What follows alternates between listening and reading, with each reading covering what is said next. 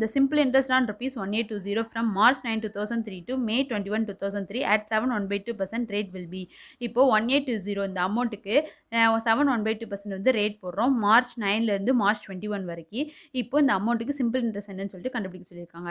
இப்போ பிரின்சிபல் என்னது rupees 1820 rate வந்து 7.1/2% கொடுத்துருக்காங்க. இந்த மிக்ஸ்டு ஃப்ராக்ஷனாக மாற்றினா 15/2 ரேட் வந்து 15/2 டைம் வந்து மார்ச் 9லேருந்து மார்ச் 21 வரைக்கும் கொடுத்துருக்காங்களா.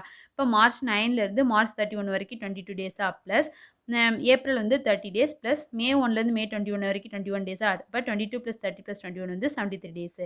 இப்போ இதை இயர் கன்வெர்ட் பண்ணால் 1 இயருக்கு 365 டேஸா அப்போ 73 / 365 போட்டுக்கலாமா அதை எழுதியிருக்கோம். அதை கேன்சல் பண்ணால் டைம் வந்து 1/5 இயர் கிடைக்கும்.